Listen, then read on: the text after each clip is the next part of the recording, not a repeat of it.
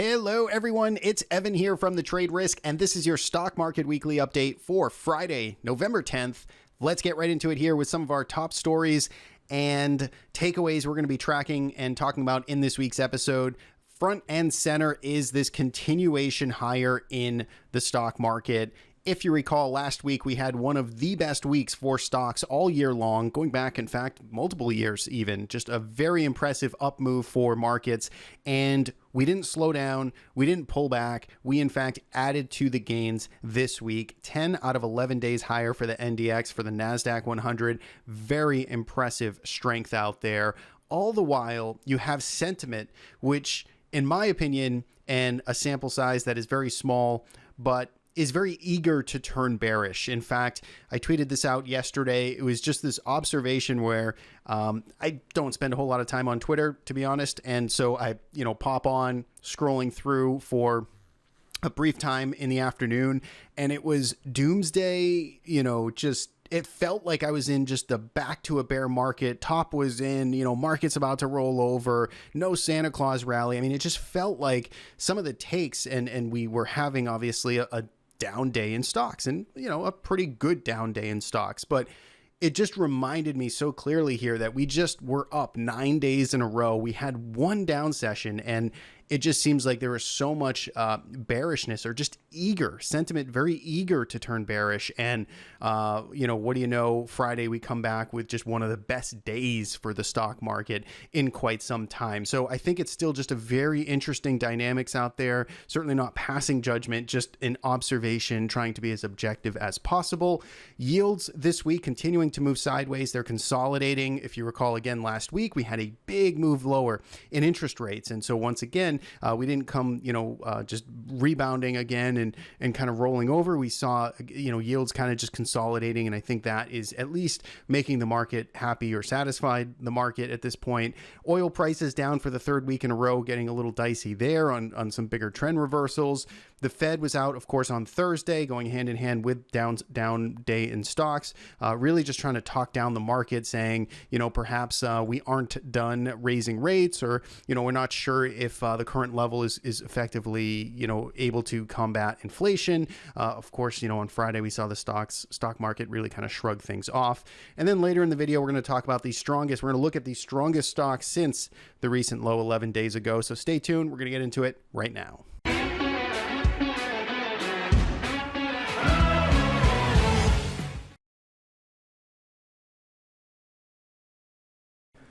All right, we are back here. We've got TC2000 open. That's a charting platform we typically conduct our analysis with. And for any new user here that wants to experiment with a new charting platform, they've been around forever. They are running a promo right now, or they were running, last I checked, a discount. I've got a referral code in the description of this video. So if you do sign up, use our link, and that partner link will get you a discount on that first month. So if you do want to try out TC2000, give it a shot now. Check out that link in the description.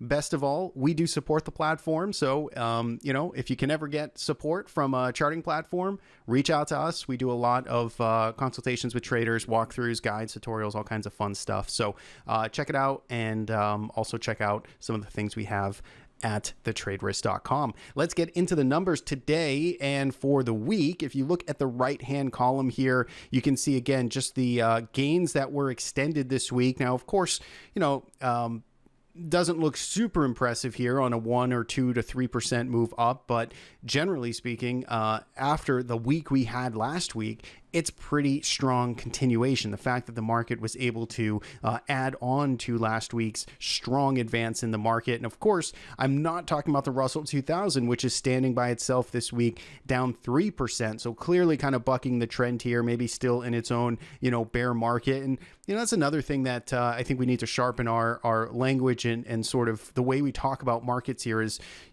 it is a very polarizing market this year. The Russell 2000 versus the Nasdaq 100 is just very very different. In fact, you can actually see it right here. If you look at the 1-year returns, so this goes back a year, so technically it's not year to date, it's a full calendar year. The Russell 2000 is down 3.16%. And if you look at the Nasdaq 100, it's up 43% over the past year. Again, not year to date. So there is a huge difference in what universe, even though you're saying US stocks, there is a massive difference in what US stocks you are referring to. So let's keep that in mind. If we take a look at volatility this week, we saw more lows coming out, more new lows in the volatility indices. VIX here down at 14.18, down almost a point, and Nasdaq vol is at 18, below 20, also down about a half a point this week. So very impressive moves there. You can see the 5-day action on all of these line charts. Clearly, you can see one index does not look like the rest. It is that Russell 2000 pesky, stubborn market that just continues to drift lower here, probably attributing it mostly to that energy exposure. Let's take a look here at our individual sectors this week. There was kind of split race. At the top of the stack, we had technology, 4.52% for the XLK, XLC, so this is communication services, up 1.3%, and industrials up 1%. Those round out your top three. On the downside, it was energy down almost 4% this week, followed by utilities and real estate, both down about 2.5% to 2%. So definitely a little bit of a mixed market here, depending on where you were. If we look at our sectors, you can see, again, we've got some of this split trends here where we've got technology, which is now in an uptrend, started last week. Communication services, same thing, started last week. Health, discretionary also moving up, and real estate, despite the drag this week, we still have an uptrend going on here. Financials, industrials, much of the same as well. Everything else, staples as well. Everything else is neutral or bearish. So that's talking about energy, biotech, healthcare, utilities, and materials, all kind of in a slightly different state there. These are daily charts, of course, and this is our custom smart trend filter. You can learn more about this at thetraderist.com of our custom indicator. Let's take a look at market breadth here. We've been talking about highs and lows, and we're still not getting a big expansion in highs. So again, this is, something we track and talk about every single week, and we're looking at this ratio between the number of 52-week highs and 52-week lows made in the NYSE, and we are certainly seeing a nice dry up here in the stocks hitting 52-week lows, but we're not getting a massive expansion just at this time in stocks making 52-week highs. So what we really want to see is this ratio continue to tip into the bull case here, into the buyer's favor as we go into year end, or as we continue this rally. You'd really love to see more participation here. Haven't quite got it yet, but if we look at our top kind of percentage of stocks over 200 SMA, we're trying to turn up here. If we're looking at a percentage of stocks over 50 SMA, we're trying to push up here. We're at about 44%, coming off of fairly low percentile readings from just a few weeks ago. So we are slowly making progress. Clearly not as much progress as the indices are making, market cap weighted indices are making from a price action perspective. So let's continue to track this under the hood. But if you've been following along, this has been the problem with this rally. In fact, we touched on it earlier at the start of this video.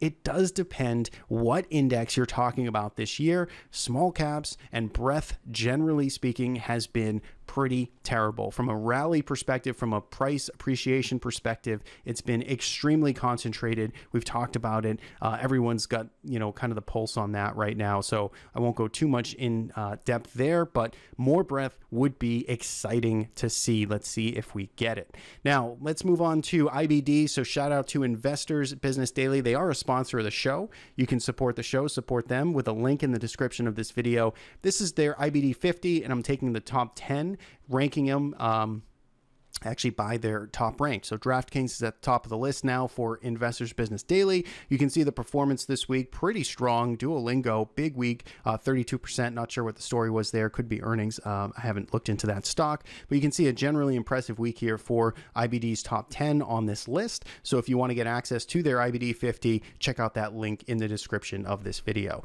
Now, moving on to commodities and the dollar. So dollar caught a bid this week. It was up almost 1%.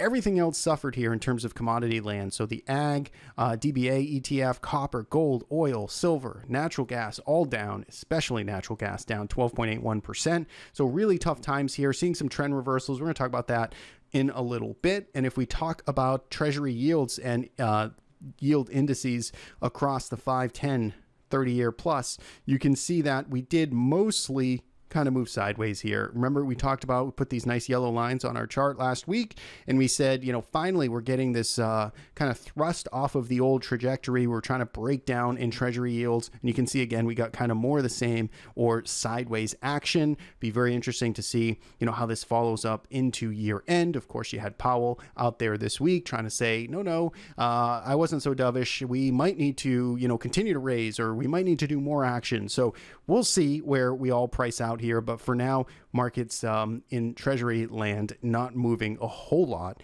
on a week-to-week basis. So let's get into some price action now. Let's take a look here at the S&P 500. Here's a weekly chart. This is our trusty old roadmap. Last week, of course, was the monster rally, almost 6% for the S&P, and we got that continuation of a little over 1% this week. And so what's happened here in very, very short order is we've got a thrust back into this range, this chop, this pullback that we've been in since really, which started in the summertime in late July, where the market topped out. And then we've been essentially in this dance, zigzagging lower to sideways over the past 4 months. We are back into the firm kind of middle upper half of this range now. And we're sort of in just a tough kind of not a whole lot of, you know, clarity spot from a bigger structural perspective. Now, one might look at this and, you know, take a look at some of this consolidation and, you know, really sort of draw a channel, a wedge, something here, some type of, structural pattern here and start to say that we're challenging the top end. That's fine. I typically don't really view markets so much on the diagonals and the trend lines, so to speak. I am more so a purist in the supply demand kind of horizontal levels, but we certainly have a test here happening on the top end. Now, we've covered a lot of ground in such a short order. And in fact, I mean, the only day that we have down here was Thursday's action. And Thursday was where the Fed was out. And of course, you know, kind of trying to talk down the market, or just, you know, effectively say, look, they're you know, we're not as dovish as maybe we seemed last time we spoke, and we might need to keep things higher for longer and do more action. And you know, that certainly spooked the market or got that knee-jerk reaction. That's sort of where I talked about at the top of the video, where it seemed like sentiment just so eager to want to sell, looking for any reason or signs of warnings to kind of get out of this market. And you could probably, I mean, you effectively see it here in this price action is you've got folks that were probably selling out, maybe shorting, maybe, you know, raising cash. And, you know, of course, on Friday, you got absolutely no follow through, gapped up a little bit and then just drove higher in such a strong fashion here. And it's this interesting dynamic where I think, you know, folks, especially over the last 4 months or so, might have gotten very comfortable parking cash in money market funds. And I think this is actually going to raise some kind of interesting dynamics here and can really fuel a chase here. And again, speaking just totally as a possible scenario, not as a probable scenario, but I can certainly envision a chase scenario where markets continue to break out and move up, and you have a more pronounced chase over time because folks that were first comfortable in a 5% money market are suddenly realizing that the S&P 500 just did 7%, 8% in 6-7 days, right? And so you get this chase where markets, if they do continue to push up here, and they do continue to take out some big levels, you're going to get that reluctant chase right now, which I think a lot of folks are probably still comfortable earning 5-6% on their cash, and then will need to decide if they want to do better. So I think that's an interesting scenario. Again, getting a little ahead of myself and just jawboning on possible scenarios. I think in the immediate term, the S&P 500 is really squarely just in this big trading range. So there's not a whole lot that has happened here just yet. We're not breaking to new cycle cycle highs yet. We're, in fact, we took out October highs, but we're kind of coming into a lot of supply here. So it's the bulls game to lose at this point. There's lots of momentum. Seasonality is very strong around this time, and volume's going to soon dry up as we start to get into kind of the Thanksgiving Day holiday here in the US. We're going to start to see volume start to slow down, a little bit of flows to move markets a lot more. Of course, we've got geopolitical risks still waging, and so that has a risk in itself to markets. But for now, I mean, buyers are certainly in control here. They've got lots of momentum, one day down, and then this action, this little 2-bar action here, again, speaks to what I would think is just more upside for next week, at least initially. And again, we'll see how high this goes before we get some type of reset, but things are looking good still for the bull case right now. The chase, I think, is firmly on. If we go to the Nasdaq 100, really more of the same. I mean, take a look at this, just a massive move here on Friday, 2.25% up.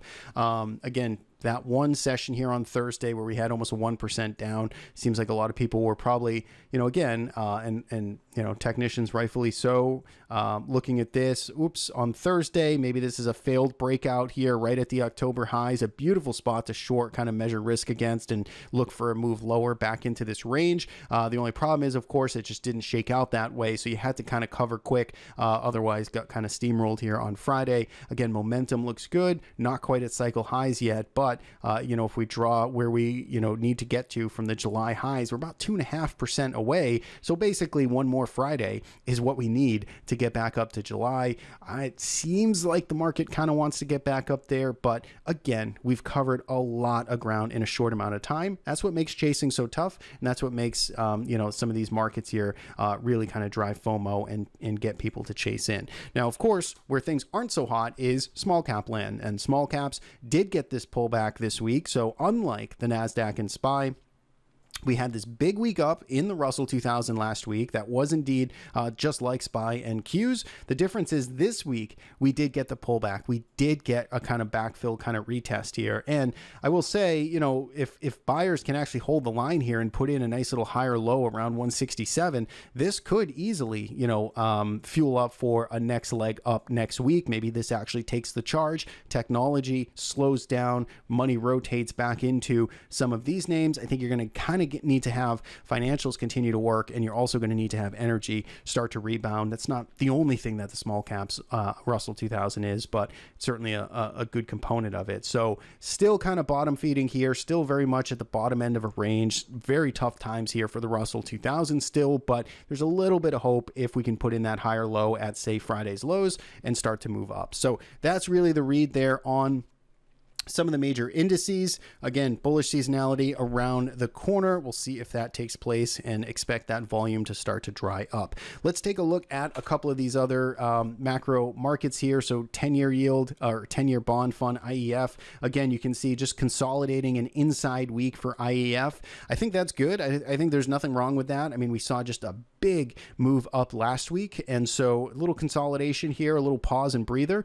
Looks good. We just don't want to come crashing back down. That's what would be a bad scenario here, I think, for stocks, and just generally speaking here, if we just roll over hard. So as long as we can go sideways and constructive, I think that works. TLT, a little bit better here this week. I think it did, manage to just eke out a little bit of positive territory there. So that's kind of the story. Oil is certainly what's getting hit here. 3 weeks in a row. Volumes picked up over the past couple of weeks here. We're down 4%. We did drive off of the lows, but we're starting to come back into this old summertime breakout of this channel here. If we look at a monthly chart, let's say, which I know is a bit of a crime, it's only 2 weeks into November, but just to see the bigger structure.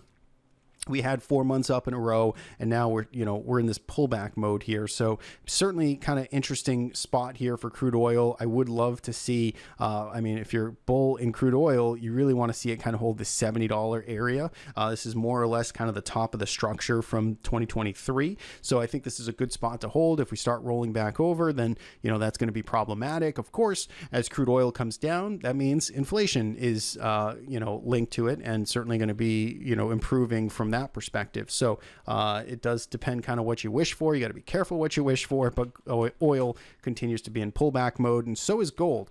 Gold here had a pretty tough week, 2.86% down. Again, kind of coming back into some of this old structure here. It had a ripper of a 3 weeks, and now it's starting to give some of that back. Again, kind of similar to oil. It's sort of at this 178, 179 zone where you'd ideally like to see it hold in there to kind of keep this momentum to the upside. So we'll see if gold buyers step back in. Did we talk about the VIX? I can't remember. If we didn't, here it is, 14.17, one of the lowest closes now going back a couple of months, or at least over a month's time. So very impressive action there, all the way from 20 to 14. We'll see if it round trips all the way to 12.72.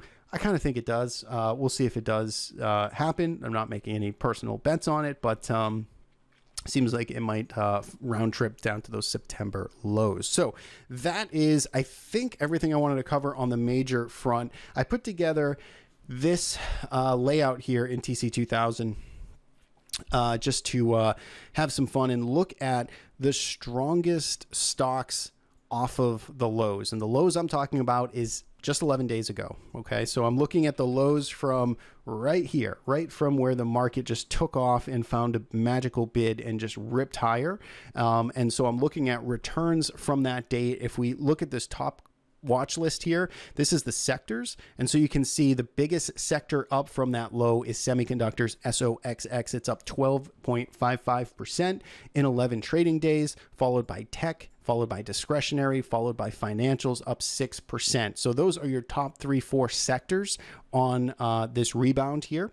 On the downside, energy has just been down. It's the only sector in the red, but over the last 11 days, while everything else enjoyed a rally, XLE was down almost 4%.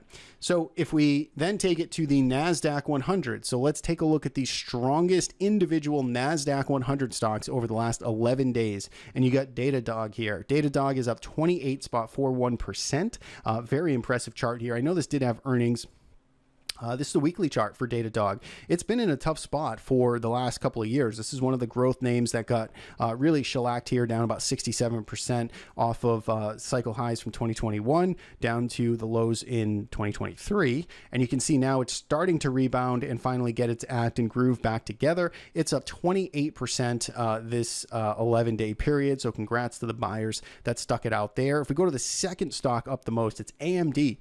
So Advanced Micro Devices, 180 billion market cap company, up 26% in the past 11 days. Extremely impressive move there as well. I don't know, and some of these might correspond with earnings. I just don't have the full picture on them, but very impressive move there. Amazon up 20% in the last 11 days. So this was, I know, earnings fueled, had that nice gap up and go, and it's just been momentum straight to the upside, and it's about to challenge its cycle highs here. So unlike the Qs, Amazon here showing some relative strength over the past couple of weeks. You can see it's almost trying to take out the September, August highs that it made. Not all-time highs, but certainly the summertime highs. Nvidia, another one here, up 20%. Remember when this fell up below or was testing around $400, and lots of folks were looking for that kind of breakdown here, spillover. Didn't happen. Got the magical bid here, big hammer kind of candle, and then off to the races. It does have earnings in a couple of weeks, but it's right back up to its prior all-time highs.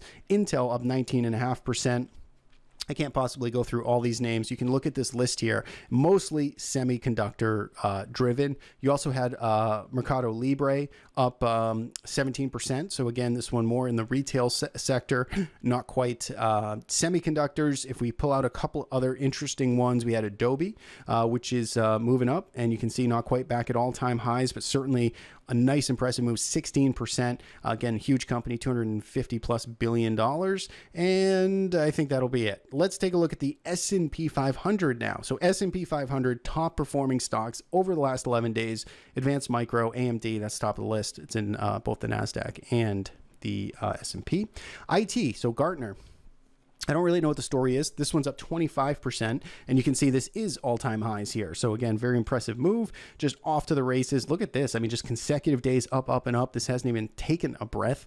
And if we look at some more semiconductor stuff, we had Expedia. So again, getting out of some of the tech names here. This was one of the most, let's see, 25% up in the last 11 days. You had ANET, Arista Networks. Also, this was, I believe, earnings related as well. You had some residential construction, so DR Horton was up pretty nicely here. You also had Train Tech building space here, moving up to all-time highs. You had FICO, I don't know what this is, FICO.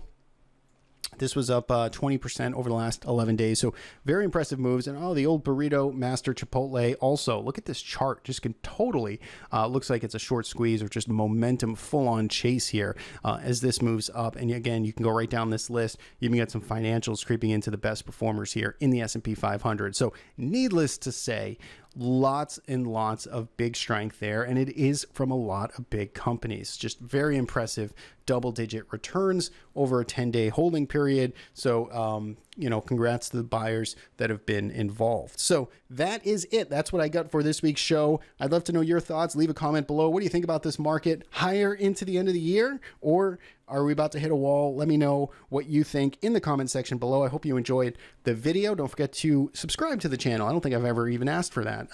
If you liked the video, if you're new here, thanks for joining us, and we hope to see you back here in next week's video. And if you made it this far, as a heads up, we are going to be running a Black Friday sale on Trader Risk website. Pretty much everything we sell will be on sale coming up. And if you made it this far, then you heard it here first. Check out our new, if you're not on our newsletter, jump on that. That'll give you the information when it goes live. So that's it for me. Have a great weekend. We'll see you back here next week.